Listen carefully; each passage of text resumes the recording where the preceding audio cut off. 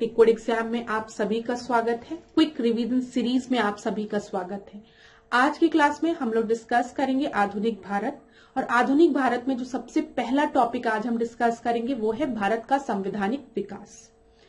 Class में आपको बता दूं, क्विक रिवीजन सीरीज में हम पास्ट ईयर्स के प्रश्नों को डिस्कस करते हैं, जहां से पूरी संभावना है कि आपके आने वाले वर्षों में भी प्रश्न बन सकते हैं, इसलिए हम इन प्रश्नों को डिस्कस करते हैं।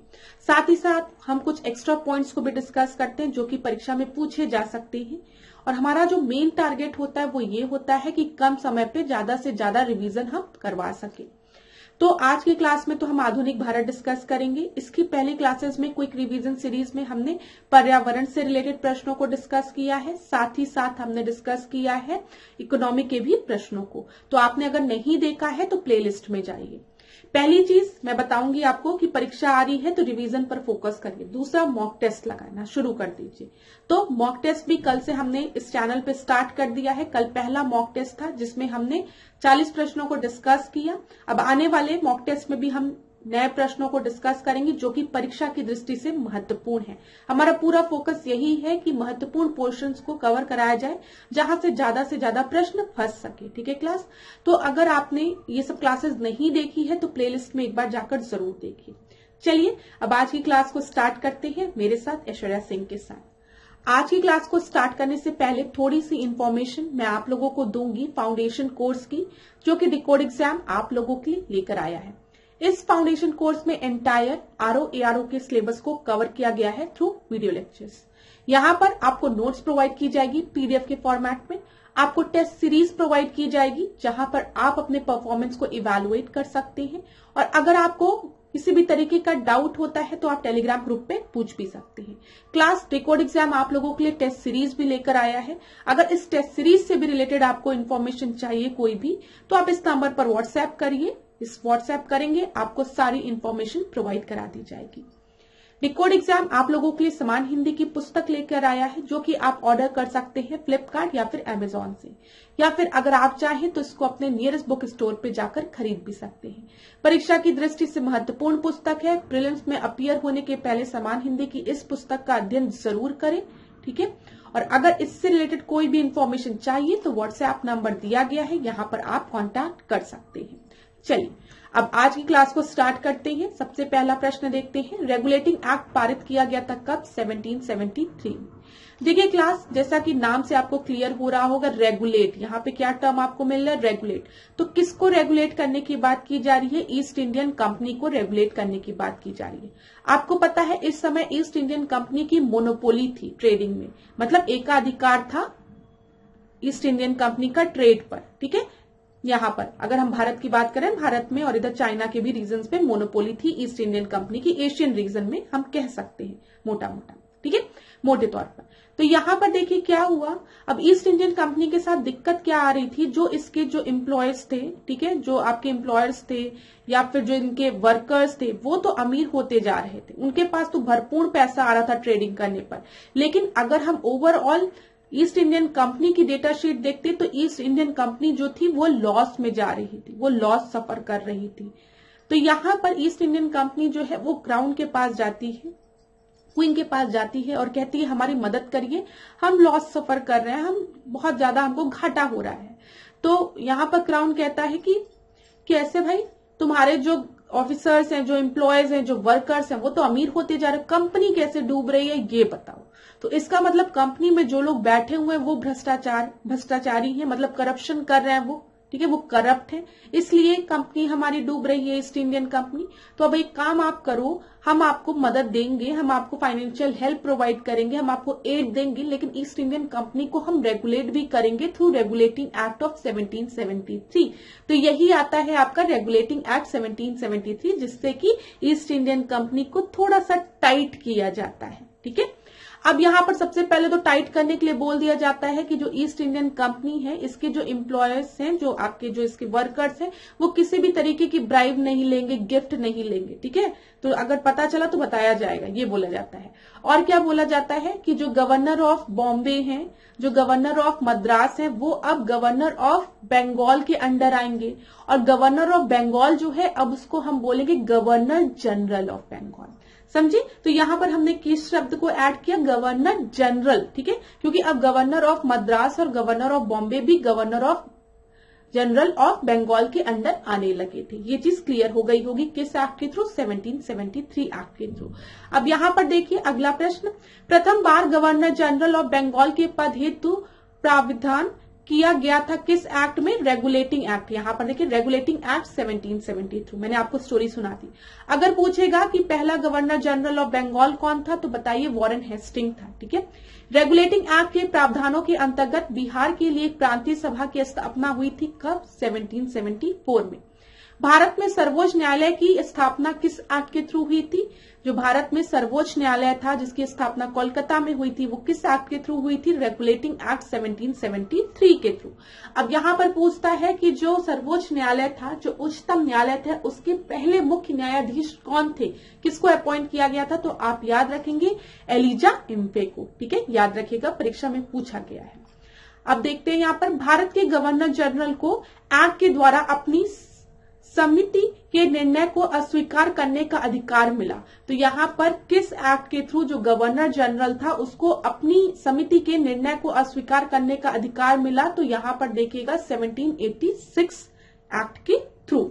अधिनियम जिसके तहत लॉर्ड कॉर्नवालिस को अपनी काउंसिल के फैसलों को रद्द करने का अधिकार मिला। तो देखिए सेम ही चीज है, यहाँ पर आपके गवर्नर जनरल का नाम दे दिया गया है लॉर्ड कॉर्नवालिस, और उसमें सीधे पूछ लिया गया था कि गवर्नर जनरल। चाहे आपसे पूछ ले कि किस एक्ट के थ्रू लॉर्ड कॉर्नवालिस को, जो कि गवर्नर जनरल था उस समय का, ठीक है, उसको अपनी ही काउंसिल के फैसले को रद्द करने का अधिकार दिया गया, तो वो था आपका 1786 का एक्ट, याद रखिएगा। चलिए 1793 में एक विनियमन द्वारा जिला कलेक्ट्रेट को उनकी न्यायिक शक्तियों से वंचित कर दिया गया और केवल संग्राहक अभिकर्ता बना दिया गया।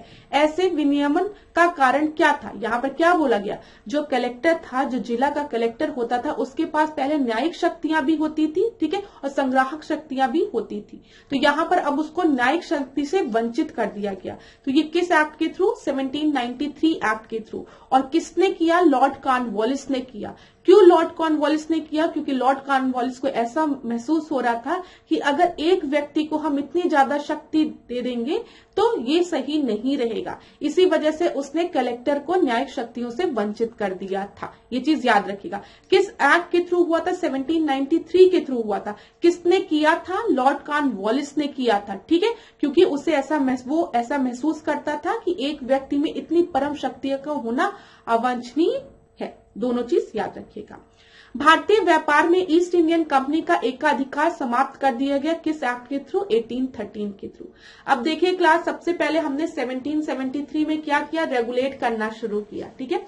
उसके बाद आपका 1813 की हम बात करते हैं। यहाँ पर इन्होंने क्या किया, जो मोनोपोली थी ईस्ट इंडियन कंपनी के पास, जो एकाधिकार था ईस्ट इंडियन कंपनी के पास कि खाली ट्रेडिंग का एकाधिकार इन्हीं को था। अब किसी एक की मोनोपोली होगी तो वो मनचाहे ढंग से रहेगा, मनचाहे ढंग से ट्रेडिंग करेगा। तो इन्होंने क्या किया, इस मोनोपोली को खत्म किया। ये चीज याद रखिएगा। तो किसने मोनोपोली खत्म की, 1813 के एक्ट में। लेकिन अभी कुछ मोनोपोली इनकी बची थी जो कि कब खत्म होगी, 1833 में खत्म होगी, दूसरे चार्टर एक्ट में, जो 20 साल बाद आएगा। यहाँ पर देखिए, चार्टर अधिनियम 1813 भारत के लिए महत्वपूर्ण समझे जाने का एक कारण है। इसके द्वारा भारतीयों की शिक्षा के लिए वित्तीय प्रावधान किया गया था। अच्छा, यहाँ पर पूछा जाता है कि किस चार्टर एक्ट के थ्रू भारत में एजुकेशन के लिए 1 लाख तक के वो मतलब बजट बनाया गया था। तो ये किसमें, तो यही चीज वो लिखी है, वित्तीय प्रावधान किया गया था किस एक्ट में, 1813 में। याद रखिएगा, परीक्षा में पूछा जाता है ये प्रश्न। लोक सेवाओं की परीक्षा इंग्लैंड तथा भारत में एक साथ कराने की संतुति की गई थी किसमें, किस एक्ट में बोला गया था कि इंग्लैंड और भारत में जो परीक्षा होगी वो एक साथ होगी लोक सेवाओं की। तो ये मॉन्टेग्यू चेम्सफोर्ड रिपोर्ट में कहा गया था। नागरिक सेवाओं के लिए प्रतियोगी परीक्षा प्रणाली को सिद्धांततः स्वीकार किया गया था किसमें, ये 1853 में, ठीक है। सिविल सर्विसेज की बात की गई है, ये चीज याद रखिएगा, स्वीकार करने की बात की गई है। रिकमेंडेशन इसके पहले दिया गया था, लेकिन स्वीकार कब किया गया था, 1853 में, याद रखिएगा। पहली बार भारत में एक क्रियाशील विधान परिषद का सृजन किस एक्ट के थ्रू हुआ है, चार्टर एक्ट 1853 के थ्रू। यहां पर देखिए, ब्रिटिश सरकार अंतिम रूप से भारत एवं इंग्लैंड में एक ही समय साथ साथ इंडियन सिविल सर्विसेज की परीक्षा आयोजित कराने हेतु सहमत हुई कब? 1922 में। अब यहाँ पर देखो, मॉन्टेग्यू चेम्सफोर्ड रिफॉर्म की जब हमने बात की तो मॉन्टेग्यू चेम्सफोर्ड रिफॉर्म आपका कब आया है? 1919 में। और मॉन्टेग्यू चेम्सफोर्ड रिफॉर्म में क्या कहा गया था कि इंग्लैंड और भारत में एक साथ लोक सेवा आयोग की परीक्षा कराई जाएगी, ये उसमें रिकमेंड किया गया था। और अगर आपसे पूछा जाएगा कि किस वर्ष आयोजित करने हेतु सहमत हुई, तो वो 1922 में सहमत हुई। इतनी चीजें क्लियर हो गई। तो यहां पर देखो 1813 की बात करेंगे तो यहां पर वित्तीय सहायता देने का प्रावधान बोला गया कि वित्तीय मदद दी जाएगी। 1833 में देखोगे तो बोला गया कि यहां पर ये जो चीज आपकी है कि पहली बार भारत में एक क्रियाशील विधान परिषद ने नागरिक सेवाओं के लिए प्रतियोगी परीक्षा प्रणाली को सिद्धांततः स्वीकार 1853 में किया गया था, लेकिन रिकमेंडेशन किस में दिया गया था? 1833 में दिया गया था, याद रखिएगा। ठीक है, तो अब याद रहेगा 1813 की बात करेंगे तो यहाँ पे वित्तीय सहायता देने की बात हुई थी।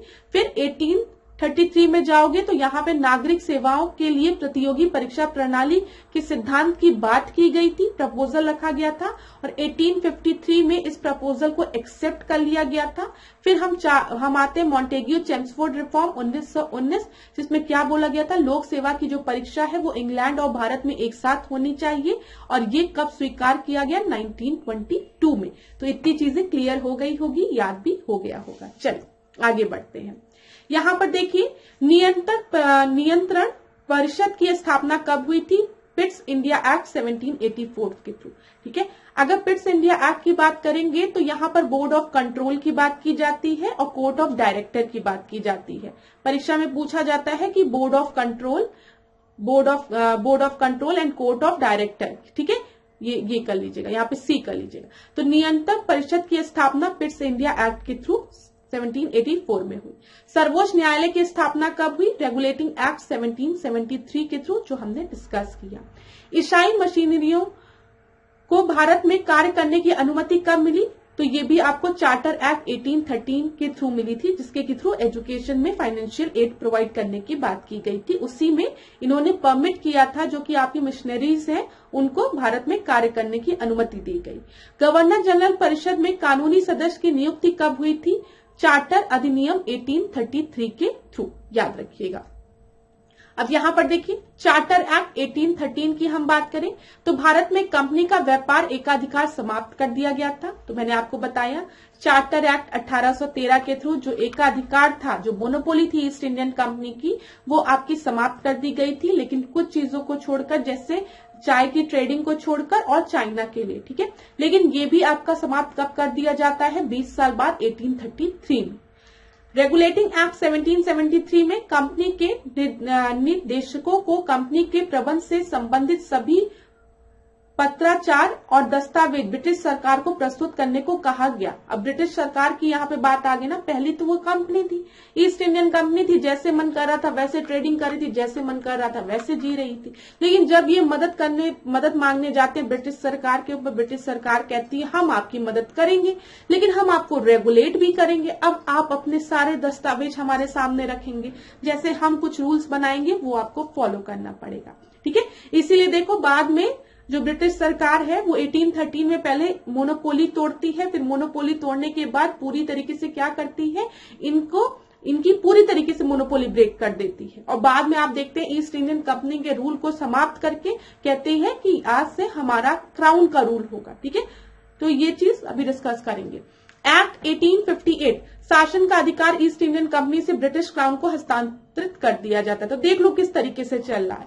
यहाँ पर 1773 में हमने रेगुलेट करना शुरू कर दिया। 1784 में इन्होंने क्या कहा? इन्होंने कहा कि बोर्ड ऑफ कंट्रोल और कोर्ट ऑफ डायरेक्टर, ठीक है, ये दोनों रहेंगे। तो कंट्रोल करना शुरू कर दिया, डायरेक्ट करना शुरू कर दिया। फिर उसके बाद 1813 में जो इनकी मोनोपोली थी उसको खत्म करना शुरू कर दिया और 1833 तक पूरी तरीके से इनकी मोनोपोली को ब्रेक कर दिया। ठीक है, ये चीज याद रखिएगा, पूरी तरीके से इनकी मोनोपोली को ब्रेक कर दिया। अब 1857 का जब रिवॉल्ट होगा और उसके बाद एक एक्ट आएगा, एक्ट 1858, इसमें क्वीन डिक्लेरेशन में क्या बोल दिया गया कि आज से ईस्ट इंडियन कंपनी का जो अधिकार है वो पूरी तरीके से हस्तांतरित कर दिया जा रहा है, ट्रांसफर कर दिया जा रहा है। किसको? ब्रिटिश क्राउन को। ठीक है, यहाँ पर देखिए पिट्स इंडिया एक्ट 1784, भारत में ईस्ट इंडियन कंपनी के कार्यों को पूरी तरीके से विनियमित करने के लिए ब्रिटेन में एक बोर्ड ऑफ कंट्रोल, ठीक है, board of control and court of director स्थापित कर दिया गया था। ये चीज याद रखिएगा। देखिए फिर प्रश्न आया, बोर्ड ऑफ कंट्रोल की स्थापना जिस अधिनियम के अंतर्गत हुई थी वो कौन सा अधिनियम था? Pitt's India act 1784। British east Indian company ने चाय के व्यापारिक एकाधिकार को खो दिया था कब? ये 1833 में। मैंने आपको बताया ना 1813 में इनकी मोनोपोली को खत्म किया गया था, लेकिन चाय के क्षेत्र में और चाइना के साथ अभी भी इनकी मोनोपोली बरकरार थी, जो कि 1833 आते आते पूरी तरीके से खत्म कर दी गई। भारत का शासन ईस्ट इंडियन कंपनी से क्राउन को हस्तांतरित कर दिया गया था किस? ये आपका 1858 के भारत सरकार अधिनियम के अंतर्गत, जो कि आपका 1857 के रिवॉल्ट के बाद हुआ है ये, ठीक है, याद रखिएगा।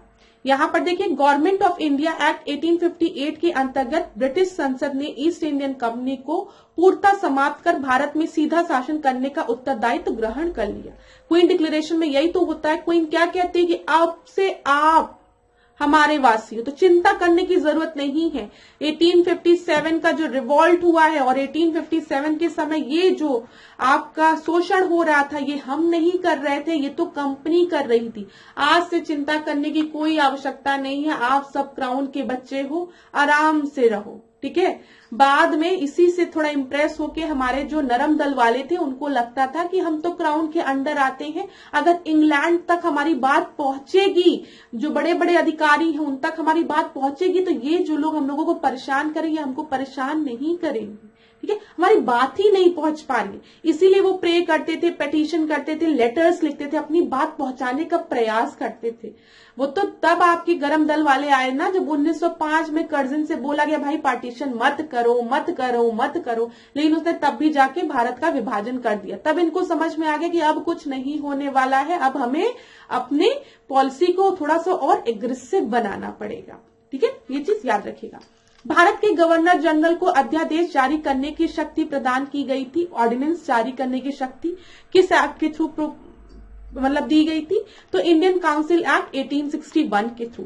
क्लास यहां से प्रश्न बनता है, ठीक है। और स्टूडेंट्स बहुत परेशान होते हैं, बार बार कहते हैं कि मैम समझ में नहीं आता। क्या नहीं समझ में आता है बताओ?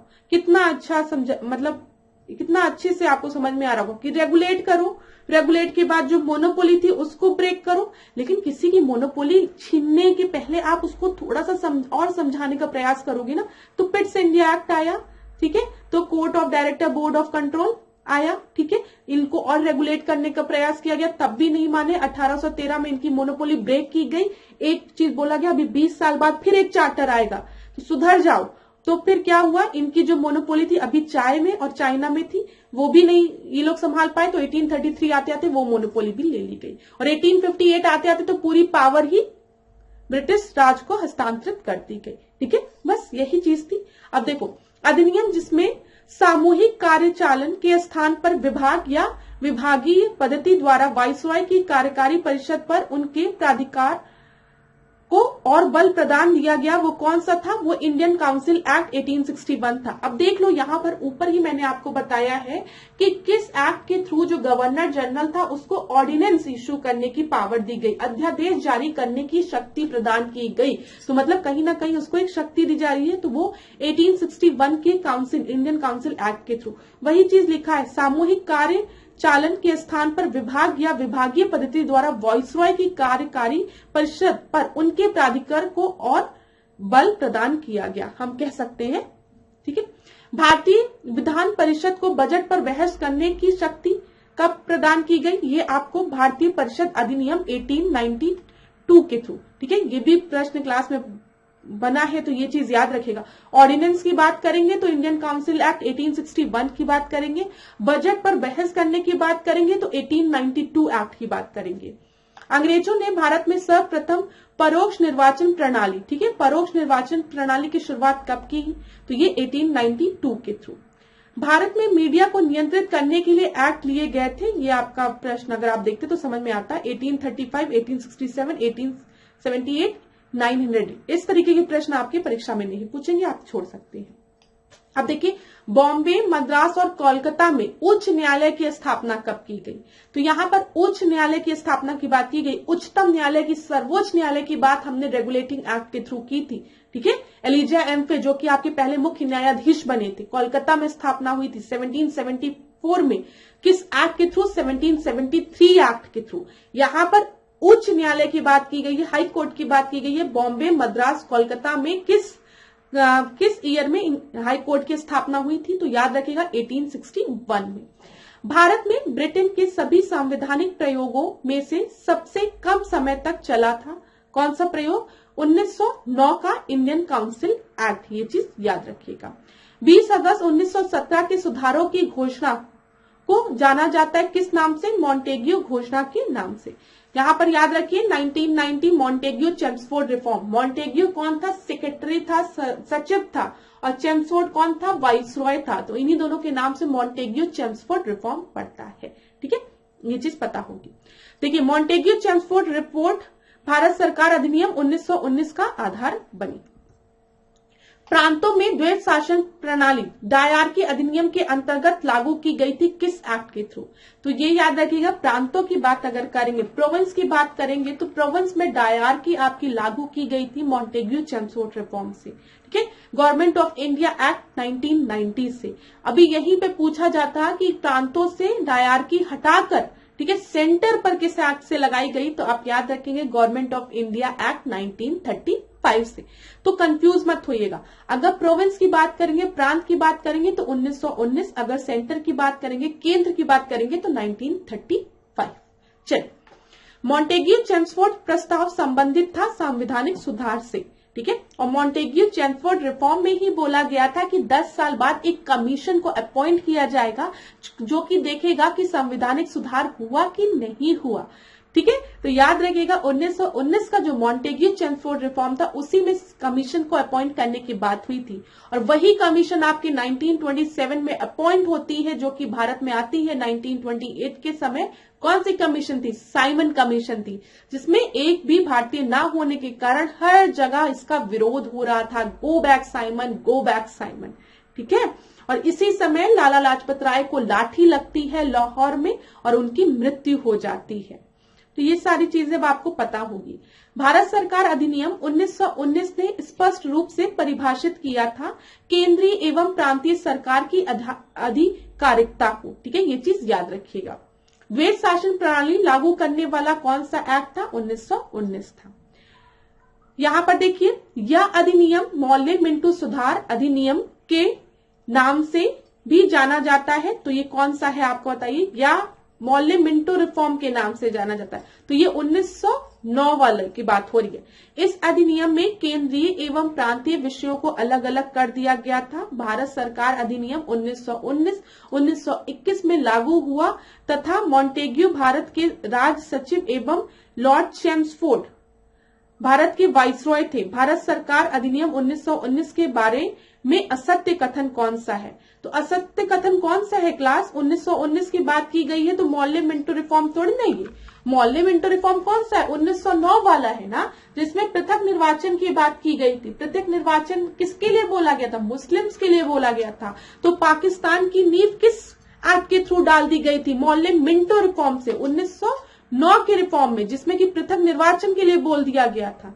तो इसीलिए बोला जाता है कि पाकिस्तान की नींव यहां पर डाल दी गई। आप में से कोई एक स्टूडेंट पूछ रहा था, मैंने कमेंट बॉक्स में पढ़ा था कि मैम पृथक निर्वाचन है क्या? देखो, बहुत आसान शब्दों में समझा रही हूं, समझ आ जाना चाहिए। ठीक है, अगर उसके बाद भी नहीं समझ में आएगा तो बताना मुझे। देखो, यहाँ पर होता क्या है, जैसे कोई भी एक एरिया हम ले रहे हैं, ठीक है, एक कोई भी एक रीजन ले रहे हैं, प्रोविंस ले रहे हैं, कुछ भी ले लो। यहाँ पर आपका मुस्लिम मेजोरिटी है। ठीक है, मैं पृथक निर्वाचन बता रही हूँ। यहाँ पे मुस्लिम मेजोरिटी है। तो अब आपने क्या कहा? आपने कहा इस मुस्लिम मेजोरिटी एरिया में जो आपके लीडर्स खड़े होंगे इलेक्शन में वो आपके मुस्लिम होंगे। पहली चीज, जो लोग भी इलेक्शन में खड़े होंगे वो मुस्लिम होंगे। दूसरी चीज, इन मुस्लिम लीडर्स को खाली मुस्लिम्स वोट करेंगे। तो ये पृथक निर्वाचन हुआ। उस एरिया के जो हिंदू हैं, सिख हैं, ईसाई हैं, वो नहीं वोट करेंगे, उनके पास वोटिंग राइट नहीं होगी। तो पृथक निर्वाचन मतलब जहां पर आपका निर्वाचन हो रहा है वहां पर आपके मुस्लिम कैंडिडेट खड़े हो रहे हैं और इन मुस्लिम कैंडिडेट्स को खाली मुस्लिम ही वोट दे रहे हैं, तो ये मुस्लिम्स के लिए पृथक निर्वाचन हो गया। ठीक है, तो 1909 में ये प्रोविजन बोला गया था, पृथक निर्वाचन किसके लिए? मुस्लिम्स के लिए। ठीक है, याद रखिएगा। अब देखिए 1935 के भारत सरकार अधिनियम की विशेषताएं थी। क्या क्या विशेषताएं थी? Evolution of dyarchy in state. मैंने आपको बता दिया था कि प्रांतों में जो डायआर्की 1919 के मॉन्टेग्यू चेम्सफोर्ड से लगाई गई थी, वो द्वैत शासन आपका खत्म कर दिया गया। किसमें? 1935 के एक्ट में। ठीक है, गवर्नरों को विधायी क्रियाओं में विशेषाधिकार, वीटो की शक्ति तथा स्वयं द्वारा विधि बनाना का अधिकार दिया गया। ठीक है, वीटो पावर इसमें दिया गया। भारत सरकार अधिनियम 1935 ने समाप्त की थी प्रांतीय द्वैत शासन व्यवस्था को। ठीक है, द्वैत शासन जो था उसको खत्म कर दिया था। यहाँ पर गवर्नमेंट ऑफ इंडिया एक्ट 1935 में प्रांतीय स्वशासन का उपबंध था, एक संघीय न्यायालय की स्थापना का उपबंध था। ठीक है, फेडरल कोड की बात किस एक्ट में की गई है? गवर्नमेंट ऑफ इंडिया एक्ट 1935 में की गई है। केंद्र में अखिल भारतीय संघ का उपबंध था। ठीक है, ये याद रखिएगा। फिर 1935 का गवर्नमेंट ऑफ इंडिया एक्ट महत्वपूर्ण है, यह भारतीय संविधान का प्रमुख स्रोत है। ये तो पता ही है, बहुत से provisions government of India act 1935 में से लिए गए हैं इंडियन कॉन्स्टिट्यूशन में। 1935 के भारत सरकार अधिनियम की केंद्र में साथ ही साथ राज्यों में द्वैत शासन, ठीक है, द्विसदनीय विधानमंडल, प्रांतीय स्वायत्तता तथा एक अखिल भारतीय संघ में से एक विशिष्ट युक्त नहीं है। तो केंद्र में साथ ही साथ राज्यों में द्वैत शासन की बात जो लिखी हुई है मैंने आपको बता दिया है, अब आपको रट गया होगा। 1919 की बात करेंगे तो यहाँ पर द्वैत शासन की बात की गई है, कहाँ पे? प्रांतों में बात की गई है, और इसी प्रोविजंस को 1935 के एक्ट में रिमूव कर दिया गया। 1919 की जो द्वैत शासन प्रांतों में लगाए गए थे उसको हटाकर अब द्वैत शासन को कहां पर? केंद्र में लगा दिया गया था। ठीक है, ये याद रखिएगा। 1935 के भारत अधिनियम द्वारा प्रस्तावित फेडरल यूनियन में राजसी प्रांतों को शामिल करने के पीछे अंग्रेजों की असली मंशा थी। क्या मंशा थी? राष्ट्रवादी नेताओं के साम्राज्यवाद विरोधी सिद्धांतों को व्यक्त करने के लिए राजाओं का इस्तेमाल करना। तो एक तरीके से फूट डालना चाहते थे ये, इसी वजह से ये सब कार्य करते थे। 1935 के अधिनियम के बारे में कहा था, एक कार जिसमें ब्रेक तो है पर इंजन नहीं। ये स्टेटमेंट 1935 के एक्ट को किसने बोला था? 1935 के एक्ट के लिए तो जवाहरलाल नेहरू ने क्या बोला था? या एक ऐसी कार है जिसमें ब्रेक तो है लेकिन इंजन नहीं। ठीक है, भारतीय राष्ट्रीय कांग्रेस ने अपने अधिवेशन में भारत सरकार अधिनियम 1935 को अस्वीकार किया था। कब? लखनऊ अधिवेशन में, लखनऊ सेशन में 1936 में। भारत सरकार अधिनियम 1935 को गुलामी का अधिकार पत्र किसने कहा था? जवाहरलाल नेहरू ने कहा था। जवाहरलाल नेहरू ने कुछ ज्यादा क्रिटिसाइज कर दिया था, कह दिया था एक कार जिसमें क्या है? ब्रेक है लेकिन इंजन नहीं, गुलामी का अधिकार पत्र है। Government of India act 1935। Bharat सरकार अधिनियम 1935 में अंतर्विष्ट अनुदेश पत्र, ठीक है, इंस्ट्रूमेंट ऑफ इंस्ट्रक्शन को वर्ष 1950 में भारत के संविधान में समाविष्ट किया गया था। डीपीएसपी की बात की गई है, डायरेक्टिव प्रिंसिपल्स की बात की गई है, नीति निर्देशक तत्वों की बात की गई है। ठीक है, इसमें जो इंस्ट्रूमेंट ऑफ इंस्ट्रक्शन था, ठीक है, वो हमारे संविधान के किस हिस्से में लिया गया है? तो ये डायरेक्टिव प्रिंसिपल में लिया गया है, राज्य की नीति निर्देशक तत्वों में। ये याद रखिएगा। या कहा, मुझे इस आरोप के संबंध में कोई क्षमा नहीं मांगनी है कि संविधान के प्रारूप में गवर्नमेंट ऑफ इंडिया एक्ट 1935 के एक बड़े भाग को पुनः उत्पादित कर दिया गया है। ये किसने बोला है? ये डॉक्टर बी.आर. अम्बेडकर ने बोला है। ठीक है, आपको पता है डॉक्टर भीमराव अम्बेडकर ने ये स्टेटमेंट बोला है। चलिए यहाँ पर देखिए, द रेगुलेटिंग एक्ट के थ्रू सुप्रीम कोर्ट की स्थापना हुई थी। रिवाइज करिए, कहां पर? कोलकाता में। पहले मुख्य न्यायाधीश कौन थे बताइए? एलिजा एम्फे थे, याद रखिएगा। भारतीय परिषद अधिनियम 1909, जिसको कि हम क्या कहते हैं? मॉर्ले मिंटो रिफॉर्म, ठीक है। उस समय जो मॉर्ले था वो सेक्रेटरी था, मिंटो जो था वो वॉइसरॉय था। उसने सांप्रदायिक निर्वाचन मंडल के प्रारंभ किया, ठीक है। इन्होंने पृथक निर्वाचन की बात की, किसके लिए? मुस्लिम्स के लिए। भारतीय सरकार अधिनियम 1919 में द्वेष शासन प्रारंभ किया। द्वेष शासन की बात इन्होंने कहां पे की है? डायरकी की बात इन्होंने प्रोविंस में की है, याद रखिएगा। भारत सरकार अधिनियम 1935 प्रदेशों की स्वायत्तता के लिए प्रावधान की बात यहाँ पर की गई है। यहाँ पे फेडरल गवर्नमेंट की बात की गई है, आप इस तरीके से भी समझ सकते हैं। चलिए अब इस स्लाइड को हम लोग देखते हैं। इस स्लाइड में थोड़ा सा हो सकता है आपको दिक्कत हो रही हो, क्लियर ना हो, लेकिन ये बहुत ही इंपॉर्टेंट मुझे लगा, इस वजह से मैंने आज ही क्लास में इसको इंक्लूड किया। क्योंकि देखिए, क्लास मेरा मेन पर्पस यही है कि ज्यादा से ज्यादा रिवीजन आपको कराऊं। तो जो स्टूडेंट पहली बार हिस्ट्री पढ़ रहे होंगे, हो सकता है उनको थोड़ी सी दिक्कत हो रही हो, लेकिन क्लास में आपको बता रही हूँ, इस क्लास में हम बहुत से इंपॉर्टेंट टॉपिक्स को कवर कर रहे हैं, ठीक है। ये चीज याद रखिएगा। तो यहाँ पर देखिए, आप मैं बोलती चल रही हूँ, आप लोग सुनते चलिए, रिवाइज करते हुए चलिए। सबसे पहले रेगुलेटिंग एक्ट 1773 दिया है। तो रेगुलेटिंग एक्ट 1773 जब आया तो मैंने आपको बताया कि कौन सी पोस्ट का सृजन हुआ? Governor general of Bengal. और गवर्नर जनरल ऑफ बंगाल के अंडर अब आपके गवर्नर ऑफ बॉम्बे और गवर्नर ऑफ मद्रास आने लगे। और पहला गवर्नर जनरल ऑफ बंगाल कौन था? वो था वॉरेन हेस्टिंग, ठीक है।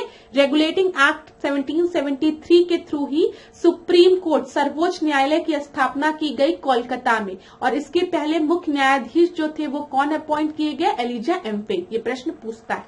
फिर दूसरा देखिए, पिट्स इंडिया एक्ट 1784 जब आया तो इस समय भी कौन था? वॉरेन हेस्टिंग था। पिट्स इंडिया एक्ट 1784 के थ्रू आपका कोर्ट ऑफ डायरेक्टर और बोर्ड ऑफ कंट्रोल की बात की गई थी, याद रखिएगा। फिर यहाँ पर देखिए, चार्टर एक्ट 1813। चार्टर एक्ट 1813 जब आया तो उस समय लॉर्ड मिंटो था, ठीक है। और चार्टर एक्ट 1813 के थ्रू जो मोनोपोली थी, जो एकाधिकार था ईस्ट इंडियन कंपनी का, उसको खत्म किया गया। लेकिन अभी भी मोनोपोली बरकरार थी। किन दो एरिया में? एक चाय पत्ती के ट्रेड में, ठीक है, दूसरा चाइना के साथ। और आगे चल के 20 साल बाद 1833 में इस मोनोपोली को भी पूर्ण रूप से समाप्त कर दिया जाता है।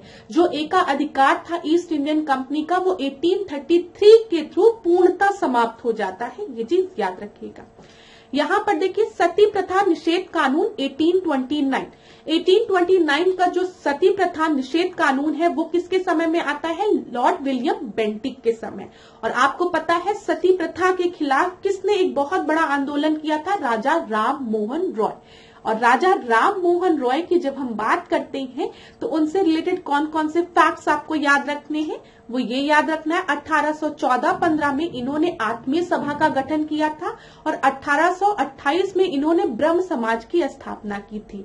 मिरातुल अकबर की अगर हम बात करें तो ये किसके समय में आया? इसके संपादक कौन थे?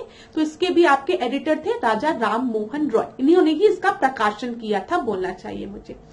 राजा राम मोहन रॉय को राजा की उपाधि किसने दी थी? परीक्षा में पूछे तो क्या बताओगे? अकबर द्वितीय ने इन्हें राजा की उपाधि दी थी। क्यों? क्योंकि राजा राम मोहन रॉय को आती थी अंग्रेजी और अकबर द्वितीय चाहते थे कि तुम जाओ इंग्लैंड और वहां पर हमारे लिए दरखास्त करो कि हमारी पेंशन बढ़ा दी जाए। तो इन्हें राजा की उपाधि देकर इंग्लैंड भेज दिया गया। फिर पूछता है कि राजा राम मोहन रॉय को युगदूत किसने कहा है? तो बताइए कमेंट बॉक्स में कि इनको युगदूत किसने कहा है। मुझे पता है लेकिन आप मुझे कमेंट बॉक्स में बताएंगे राजा राम मोहन रॉय को युगदूत किसने कहा था। चलो अब यहां पर आओ, चार्टर एक्ट 1833। चार्टर एक्ट 1833 की बात करें तो ये भी किसके समय में आया? विलियम बेंटिक के समय में आया है। और मैंने आपको बता दिया चार्टर एक्ट 1833 में पूरी तरीके से मोनोपोली जो थी, जो एकाधिकार था ईस्ट इंडियन कंपनी का, वो समाप्त कर दिया गया। ठीक है, याद रखिएगा। अच्छा, यहाँ पर 1813 में 1813 वाले की बात मैं कर रही हूं। दो चीजें और परीक्षा में पूछी जाती है। पहला कि 1 लाख का वित्तीय सहायता वित्तीय सहायता शिक्षा में किस एक्ट के थ्रू बोली गई थी, तो वो 1813 में बोली गई थी। वित्तीय सहायता देने की 1 लाख का अमाउंट था। और दूसरा जो ईसाई मिशनरीज थी उनको किसमें आपका अलाउ किया गया आने को, तो ये भी 1813 में। दोनों चीज याद रखिएगा। चलिए 1853 की बात करते हैं। 1853 यहाँ पे इस समय कौन था? चार्टर एक्ट 1853 जब आया तो लॉर्ड डेलहाउसी था। डेलहाउसी डॉक्ट्राइन ऑफ लैब्स किसके समय में आया? डेलहाउसी के समय में आया है। ठीक है। पीडब्ल्यूडी का गठन किसके समय में हुआ? डेलहाउसी के समय में हुआ है। पहली रेल लाइन जो है थाने टू पुणे वो किसके समय में बिछाई गई? डेलहाउसी के समय पे बिछाई गई। टेलीग्राफ किसके समय में आया? डेलहाउसी के समय में आया। ठीक है, तो ये सब याद रखिएगा। फिर अगला देखते हैं। यहाँ पर अच्छे शासन के लिए अधिनियम 1850 है ये लॉर्ड कैनिंग के समय में आया था। भारत परिषद अधिनियम 1861 ये किसके समय में आया है? लैंसडाउन के समय में आया है, याद रखिएगा। लैंसडाउन की बात करें और 1861 की बात करें, मैंने आपको बताया है कि 1861 में एक प्रोविजन आपको याद रखना है। वो क्या है? अध्यादेश जारी करने की शक्ति, ऑर्डिनेंस इश्यू करने की पावर किस एक्ट के थ्रू मिली है? 1861 के थ्रू मिली है। भारतीय परिषद अधिनियम 1892 किसके समय में आया है? लॉर्ड मिंटो के समय में आया है। और याद रखोगे क्या, यहाँ पर 1892 में जो बजट पर डिस्कशन करने का अधिकार। ठीक है। फिर यहाँ पर देखिए मॉर्ले मिंटो रिफॉर्म, जिसको कि हम कहते हैं मिंटो मॉर्ले रिफॉर्म, यहाँ पे लिखा है। तो ये 1909 में आया है। किसके समय पे? मिंटो के समय पे। यहाँ पर पृथक निर्वाचन की बात की गई है। किसके लिए की गई है? मुस्लिम्स के लिए की गई है। मॉन्टेग्यू चेम्सफोर्ड अधिनियम 1919 किसके समय में आया है? चेम्सफोर्ड के समय में आया है। ठीक है। यहाँ पर हमने द्वैध शासन की बात की गई है, डायरकी की बात की गई है। कहां पर? आपकी प्रोविंस में। Simon commission 1927। साइमन कमीशन ये एक ऐसा कमीशन आएगा 10 साल बाद। ये किसने बोला गया था? ये आपके 1919 के मॉन्टेग्यू चेम्सफोर्ड रिफॉर्म में बोला गया था। ये एक कमीशन को अपॉइंट किया जाएगा जो कि संवैधानिक देखेगा कि कितना प्रोग्रेस हुआ। तो साइमन कमीशन आता है जिसमें कोई भी भारतीय नहीं होते हैं। और उस समय आपका कौन रहता है? लॉर्ड इरविन रहता है। ठीक है। शारदा कानून की अगर हम बात करेंगे तो ये लॉर्ड इरविन के समय में आई है। ठीक है। भारत सरकार अधिनियम कब आया है? 1935 लॉर्ड विलिंगटन के समय। अगस्त घोषणा, अगस्त डिक्लेरेशन 1940 लॉर्ड लिंथगो के समय में आई है। क्रिप्स मिशन 1942 लॉर्ड लिंथगो के समय में। वेवेल योजना 1945 लॉर्ड वेवेल के समय। Cabinet mission plan 1946 Lord Wavell के समय। माउंटबेटन योजना किसके समय में आया है? माउंटबेटन के समय। तो यहाँ पर कुछ एक्ट्स दिए गए हैं आपके, और उस समय कौन गवर्नर जनरल था, वाइसरॉय था, वो चीज दी गई है। ठीक है। आपको ये चीज तो समझ में आ गई होगी कि गवर्नर जनरल ऑफ बंगाल को आगे चल के गवर्नर जनरल ऑफ इंडिया किया गया। ठीक है। ये समझ में आना, गवर्नर जनरल ऑफ बंगाल को गवर्नर जनरल ऑफ इंडिया किया गया, फिर गवर्नर जनरल ऑफ इंडिया को वाइसरॉय किया गया। ठीक है। 1858 के बाद जब कह दिया गया कि ईस्ट इंडियन कंपनी की जितनी भी शक्ति है वो हस्तांतरित कर दी जा रही है, ट्रांसफर कर दी जा रही है क्राउन को, तो वाइसरॉय टर्म यूज करना स्टार्ट कर दिया गया। और पोस्ट एक ही होती थी, बस नाम अलग अलग हो गया। चलिए यहाँ पर और चीजों को हम देखते हैं। ब्रिटिश सरकार भारत के विभाजन के लिए उत्तरदायी नहीं है, यह कथन किसने दिया था? लॉर्ड एटली ने। राजनीतिक स्वतंत्रता राष्ट्र का जीवन श्वास है, यह स्टेटमेंट किसके द्वारा दिया गया था? अरविंद घोष। क्लास यहाँ पर ना कथन वाला स्टेटमेंट्स है, इससे प्रश्न बनते हैं, तो एक बार पढ़ लीजिए, परीक्षा की दृष्टि से ये भी महत्वपूर्ण है। ठीक है। यहाँ पर देखिए, न्यू लैम्प्स फॉर ओल्ड लेख श्रृंखला में सर्वाहार वर्ग के साथ संपर्क से बाहर होने के लिए कांग्रेस की आलोचना की गई थी। इन लेखकों के लेखक कौन थे? ठीक है। तो इन लेखों के लेखक कौन थे? तो सीधे प्रश्न पूछता है कि न्यू लैम्प्स फॉर ओल्ड ये किसके द्वारा लिखी गई है? ये अरविंद घोष के द्वारा लिखी गई है। ये चीज याद रखिएगा।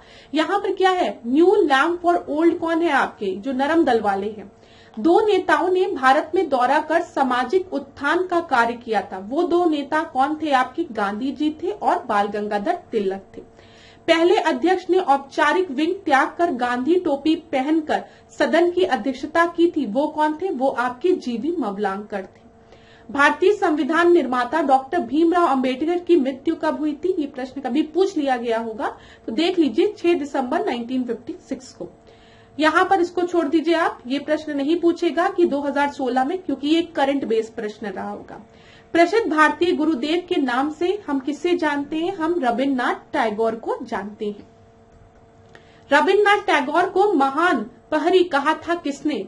रविन्द्रनाथ टैगोर को महान प्रहरी महात्मा गांधी ने कहा था। रविन्द्रनाथ टैगोर के विषय में सत्य है, उन्होंने प्राचीन भारत और उसकी संस्कृति का गौरवगान किया। उन्होंने शिवाजी और गुरु गोविंद सिंह को राष्ट्र निर्माता के रूप में देखा। दोनों ही स्टेटमेंट सही है। उनके अनेक गीतों में मराठाओं के बहादुरी का खंडन है। उनके अनेक गीतों में मराठाओं के बहादुरी का खंडन है। ये प्रश्न पूछा गया रहा होगा, जिसमें कि रविन्द्रनाथ टैगोर से रिलेटेड कुछ स्टेटमेंट्स दी रही होंगी। तो ऐसे प्रश्न पेपर में दिखेंगे तो आपको समझ में आ जाएगा। ये स्टेटमेंट एक बार आप पढ़ लीजिए, अगर रिपीट होता है तो गलत नहीं होगा। जय जवान जय किसान का नारा किसके द्वारा दिया गया है? लाल बहादुर शास्त्री द्वारा दिया गया है। ठीक है, ये चीज याद रखिएगा, है ना। आज है 2 अक्टूबर का दिन। आज का दिन है बड़ा महान। आज के दिन 2 फूल खिले थे जिनसे महका हिंदुस्तान। एक का नारा अमर शहीद और दूसरे का नारा जय जवान जय किसान। आजादी हमारी पहुंच के अंतर्गत है, हमें इसे कस कर पकड़ना चाहिए। ये स्टेटमेंट किसके द्वारा दिया गया है? महात्मा गांधी द्वारा। भारत की मुक्ति महात्मा गांधी के नेतृत्व में नहीं होगी, यह लिखा है किसने? सुभाष चंद्र बोस ने। याद रखिएगा। प्रत्येक वस्तु प्रतीक्षा कर सकती है परंतु कृषि नहीं, यह कथन किसने दिया है? जवाहरलाल नेहरू ने दिया है। मुंबई में पहली भारतीय कपड़ा मिल की स्थापना कब हुई थी? 1854 में हुई थी। राजा जनता के लिए बने हैं, जनता राजा के लिए नहीं बनी है। राष्ट्रीय आंदोलन के दौरान यह वक्तव्य दिया था किसने? दादा भाई नौरोजी ने, ग्रैंड ओल्ड मैन। ठीक है। भारत में बॉयस्कॉट, ठीक है, बालचर और सिविल गाइड आंदोलन का जन्मदाता कौन है? वेडन पावेल है। ये याद रखिएगा, परीक्षा में पूछा गया है। भारत की स्वतंत्रता से संबंधित कथन सही है। रॉलेट एक्ट से सार्वजनिक रोष की एक लहर उमड़ी, जिसके फलस्वरूप जलियांवाला बाग जनसंहार हुआ।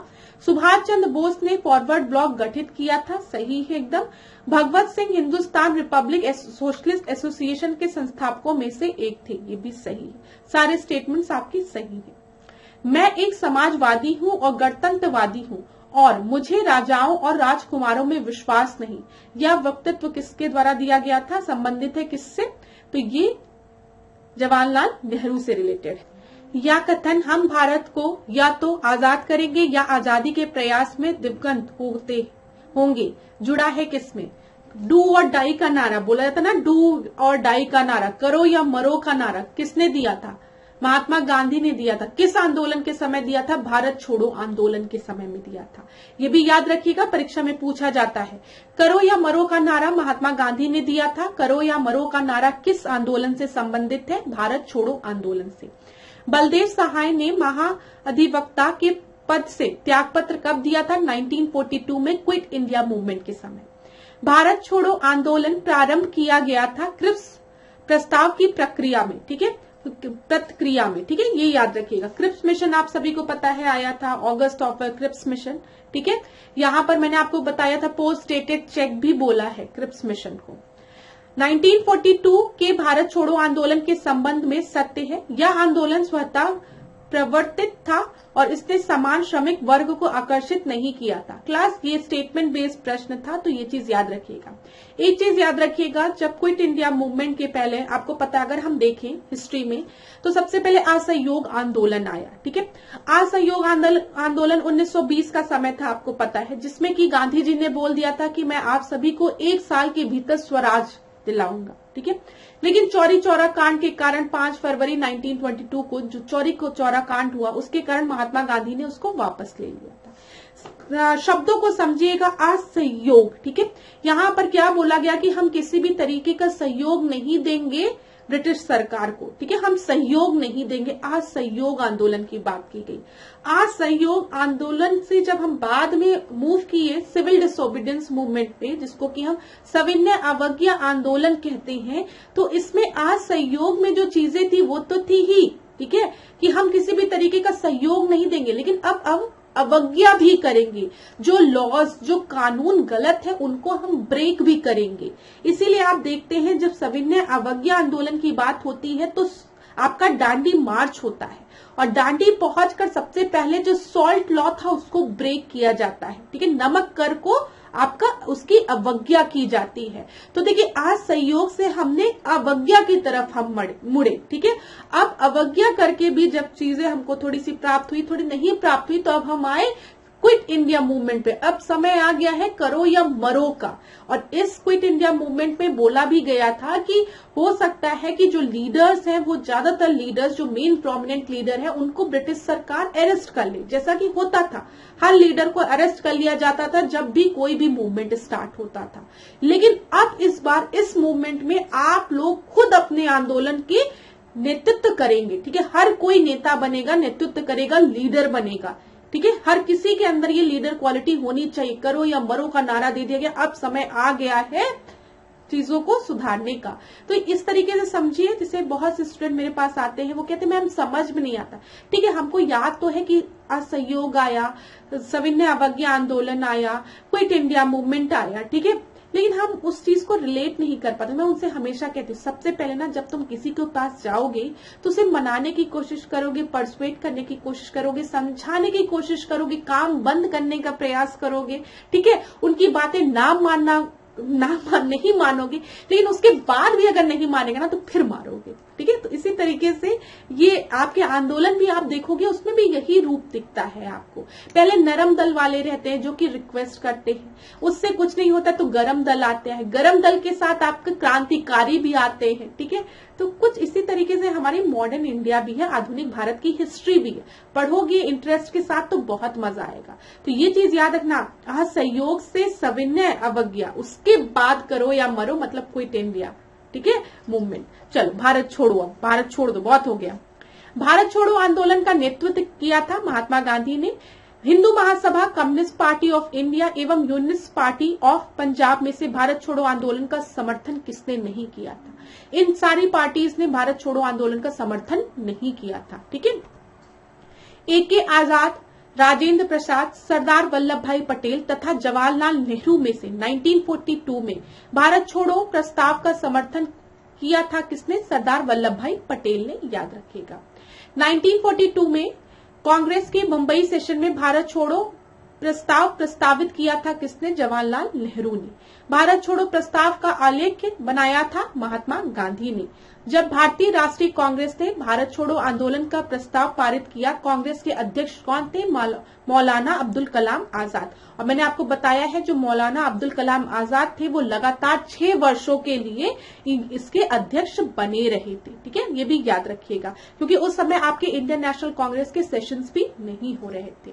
भारत छोड़ो आंदोलन फल था क्रिप्स के प्रस्तावों से भारतीयों के नैराश्य का भारत पर जापानी आक्रमण की धमकी का AICC द्वारा अगस्त 1942 में एक प्रस्ताव पारित करने का। देखिए क्लास, यहाँ पर ये जो प्रश्न था इसमें कई ऑप्शंस आपको दिए थे और उन ऑप्शंस में से कौन से जो करेक्ट ऑप्शंस हैं वो आपको दिए गए हैं। तो ये एक बार आप पढ़ लीजिए, इसमें कंफ्यूज मत होइएगा, जब परीक्षा में प्रश्न पूछेगा तो आपको खुद समझ में आ जाएगा। भारत छोड़ो आंदोलन के समय कांग्रेस रेडियो का प्रसारण किसने किया था?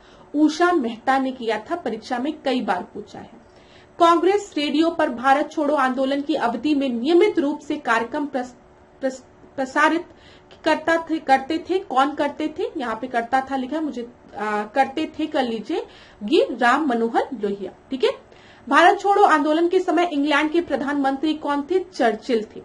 अमेरिकी पत्रकार जो महात्मा गांधी के भारत छोड़ो आंदोलन के दौरान उनके साथ थे, उनका नाम क्या था? लुई फिशर था। महात्मा गांधी के जीवनीकार लुई फिशर एक अमेरिकी पत्रकार थे। ये सब क्विक रिवीजन हो रहा है, जहां भी एक्सप्लेन करने की जरूरत होगी बताऊंगी। भारत छोड़ो आंदोलन से उत्पन्न दंगे सबसे अधिक व्यापक रहे कहां पर? बिहार और संयुक्त प्रांत में। लॉर्ड लिलिंथगो ने 1942 के अगस्त आंदोलन को सिपाही विद्रोह के बाद सर्वाधिक गंभीर विद्रोह कहा, ठीक है, क्योंकि कुछ क्षेत्रों में किसान व्यापक जन आंदोलन में उठ खड़े हुए थे। और आपको पता होगा कि पैरेलल गवर्नमेंट भी आपकी फॉर्म हो गई थी बलिया में, ठीक है। यहाँ पर देखिए डॉक्टर राजेंद्र प्रसाद को 9 अगस्त 1942 को गिरफ्तार करके कहाँ भेजा गया था? बांकीपुर जेल में। जितने भी आपके प्रोमिनेंट लीडर थे ना, सबको अरेस्ट कर लिया गया था क्विट इंडिया मूवमेंट में। इसीलिए बोला जाता है ना, किसने छुप के रेडियो का प्रसारण किया था? तो राम मनोहर लोहिया ने। उषा मेहता का नाम यहाँ पर आता है, तो याद रखिएगा। भारत छोड़ो आंदोलन के संदर्भ में महात्मा गांधी को बंदी बनाया गया मुंबई में। भारत छोड़ो प्रस्ताव पारित होने के बाद गांधी जी को कहां पर कैद किया गया था? आगा खान के पैलेस में। 9 अगस्त 1942 को जिन दो नेताओं को हजारीबाग में को गिरफ्तार किया गया था, वे कौन थे? वे आपके शिव कुमार थे और रामानंद थे।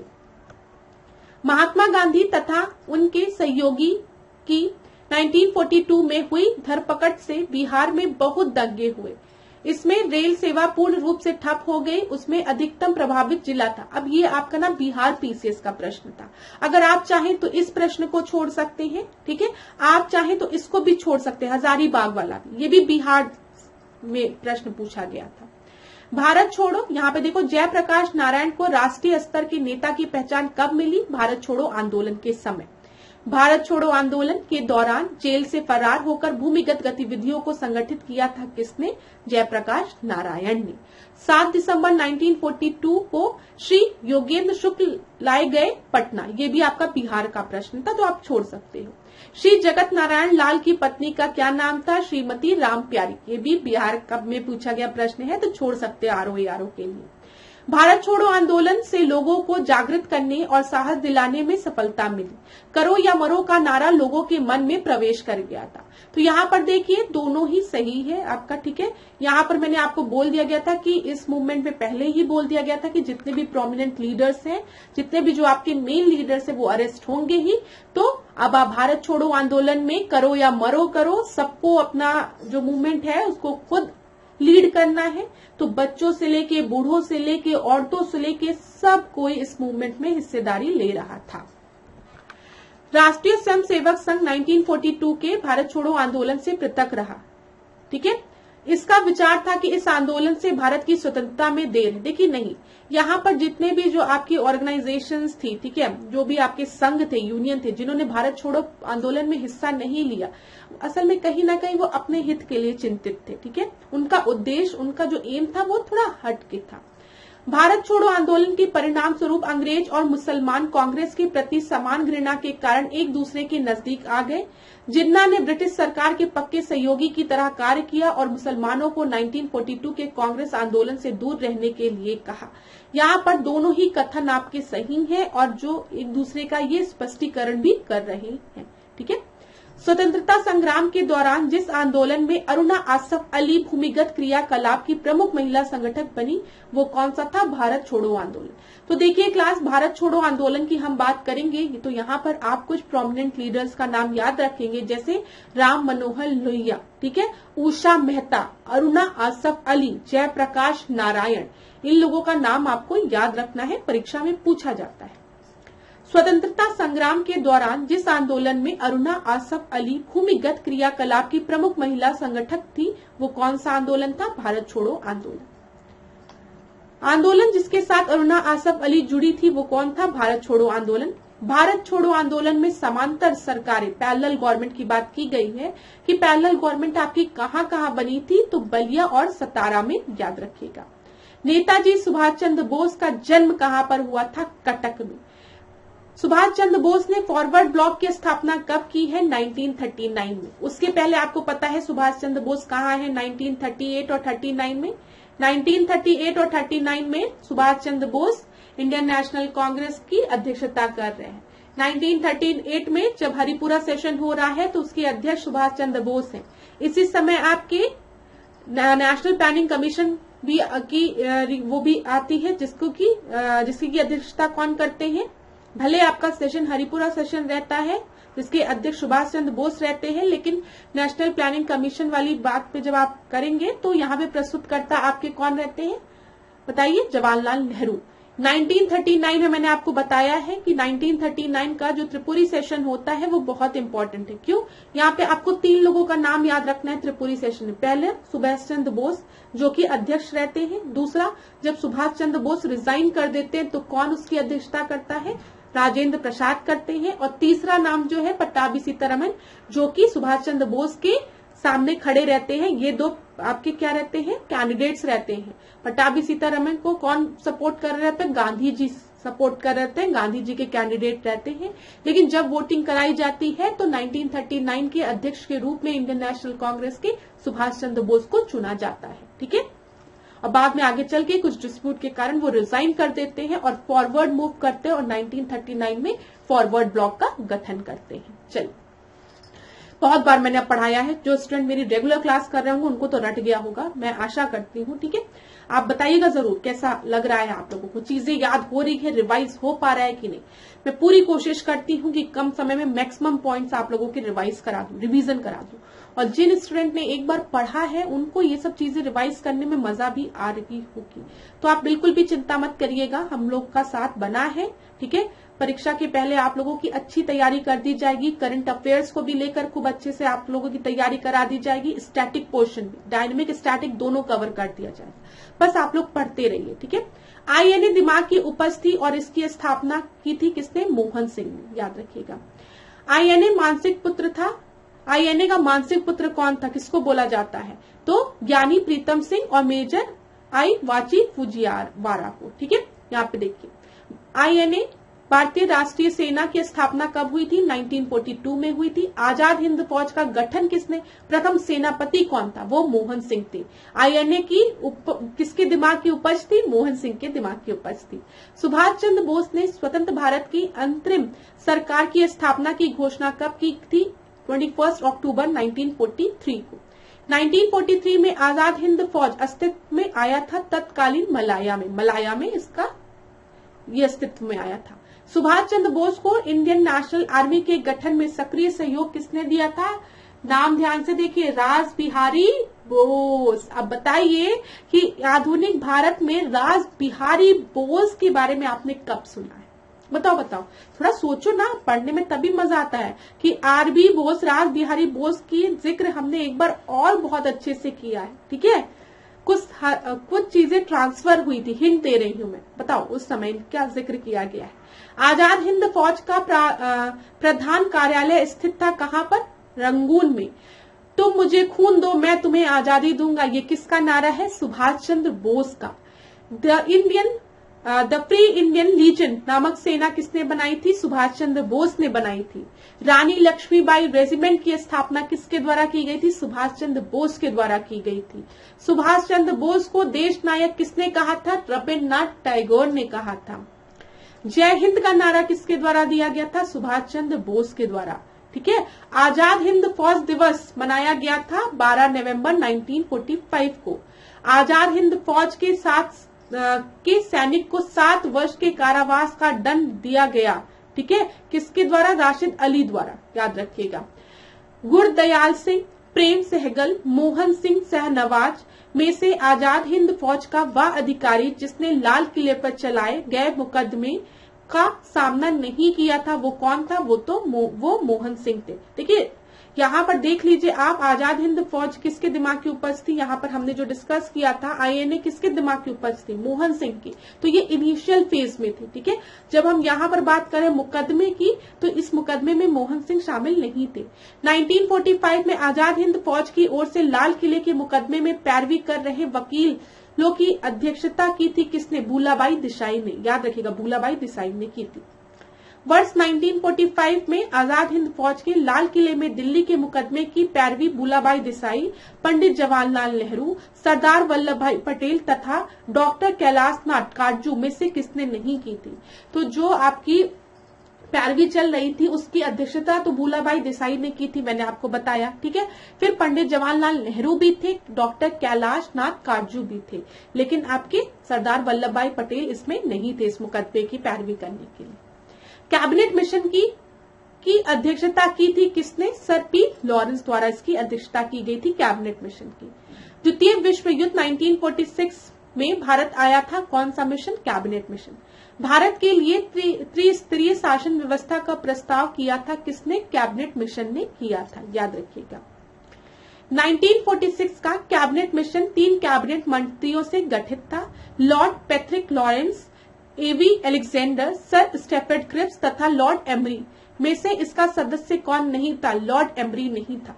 क्लास याद रखिएगा, जब भी हम कैबिनेट मिशन की बात करेंगे 1946 की, तो आपको 3 लोगों का नाम याद रखना है, लॉर्ड पैट्रिक लॉरेंस का, एवी अलेक्जेंडर का और स्टैनफोर्ड क्रिप्स का, जो कि क्रिप्स मिशन में थे। ठीक है, इन तीनों का नाम याद रखिएगा, परीक्षा में पूछ लिया जाता है। देखिए, इसका प्रस्ताव मई में आया था, कैबिनेट मिशन की बात की जा रही है।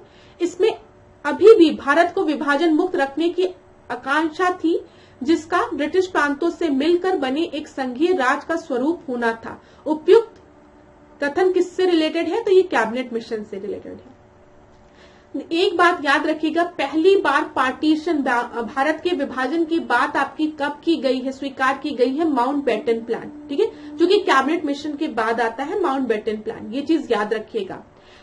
कैबिनेट मिशन में नहीं स्वीकार किया गया था पार्टीशन को। अगर पेपर में आपको कंफ्यूज करने के लिए दे दे कि अगस्त ऑफर में पार्टीशन को स्वीकार कर लिया गया था, विभाजन को, आप कहेंगे नहीं। क्रिप्स मिशन में नहीं, कैबिनेट मिशन में नहीं।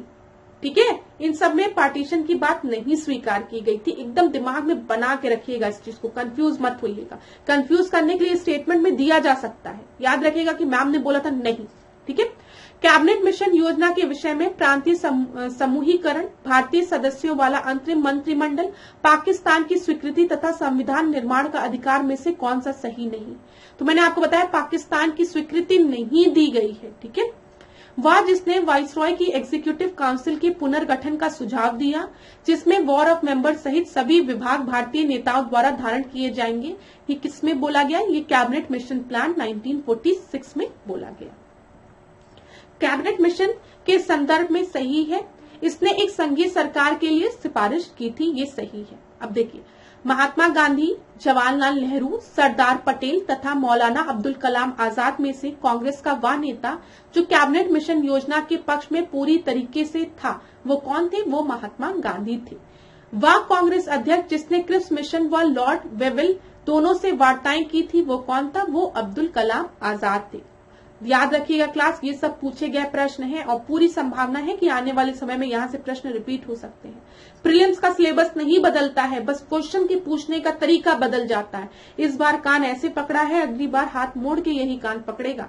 प्रश्न यही पूछेगा, लेकिन पूछने का ढंग थोड़ा अलग हो जाएगा। फिर आके कहना कि मैम पास्ट ईयर्स के क्वेश्चन नहीं रिपीट होंगे। रिपीट, सिलेबस सेम है, टॉपिक जो इम्पोर्टेंट है वो इम्पोर्टेंट ही रहेंगे, बस पूछने का तरीका बदलेगा।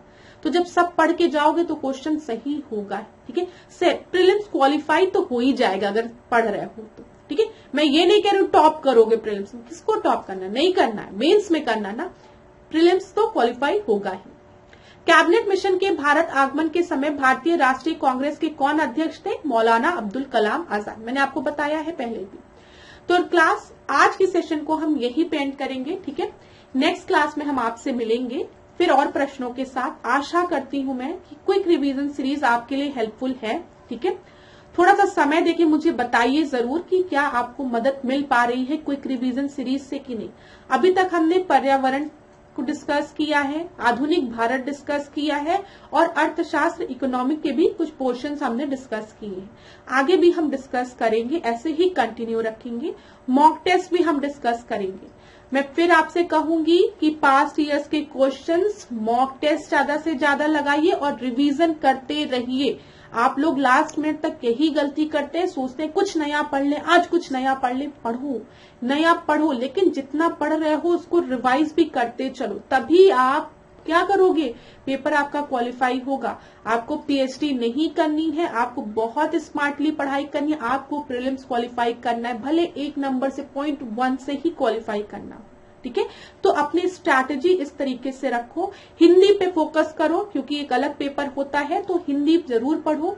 सर के वीडियोस आते हैं, उनको बार बार देखो। ठीक है, अगर जैसे बहुत से इंग्लिश मीडियम वाले स्टूडेंट होते हैं, उनको दिक्कत होती है, पहली बार याद नहीं होता है, तो उस वीडियो को 2-3 बार देखो, स्पीड तेज करके देखो। सर के वीडियोस, बुक्स हैं, उनको पढ़ो।